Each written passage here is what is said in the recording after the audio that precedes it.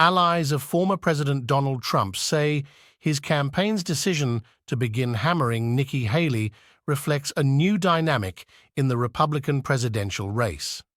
Haley, the former South Carolina governor, has overtaken Florida Governor Ron DeSantis for second place, they believe, and is emerging as the strongest challenger to Trump in the early nominating contests, which begin June 15 in Iowa. The new reality, a half-dozen Trump campaign insiders and other aligned operatives said, is that Haley, not DeSantis, who has staked his campaign's success on a strong Iowa showing, is positioned to finish second to Trump there, perhaps elevating her in the following week's New Hampshire primary, in which polls already show her in second place.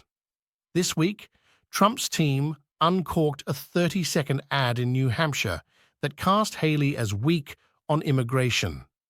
The attack was the first TV assault directly from Trump's campaign, but it followed weeks of attacks by MAGA Inc., a pro-Trump super PAC that went on the air in the state last month with a spot scrutinizing. Everyone to Alex Witt reports. We begin with this breaking news.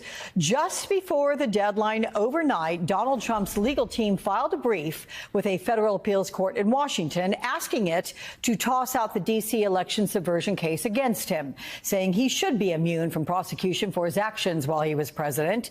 It comes a day after the Supreme Court declined to intervene in the case, leaving it to the lower court to decide first.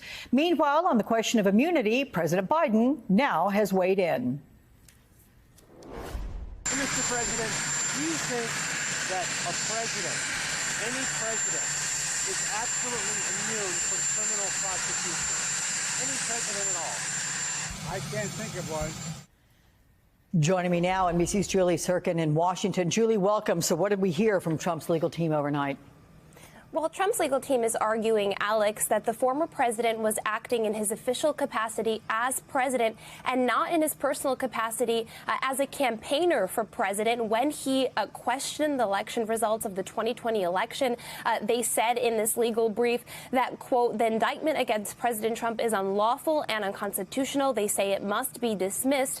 What they also said, which was interesting, is that the former president was ensuring, quote, election integrity when he made those judgment calls questioning the results in several states of the 2020 election.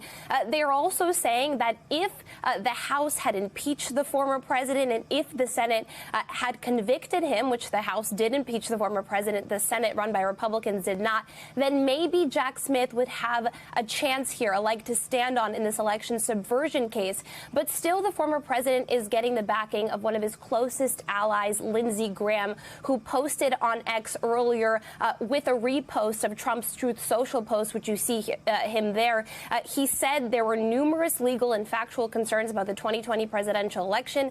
The president has the right and duty, Graham says, to challenge the results. He also accused the justice system of trying to, quote, criminalize a president for questioning and challenging an election. But he did say today that Trump needs to stop talking about 2020 and look ahead. Watch this. I accept the election results of 2020. I'm worried about 2024. If President Trump puts a vision out improving security and prosperity for Americans, he will win. If he looks back, I think he will lose. So at the end of the day, the 2020 election's over for me. We need to secure the ballot in the 2024 cycle. But Donald Trump's not the first person to complain about an election. Remember, though, Alex, a lower court has already rejected Trump's claims of immunity. That is why the D.C. Court of Appeals is weighing that question right now. It's the very same one that Special Counsel Jack Smith tried to expedite before the Supreme Court, as you noted, the higher court rejecting that request. So the arguments will start on January 9th. But again, this is so important because Jack Smith cannot continue in his case, the election subversion case, until the question of immunity is settled.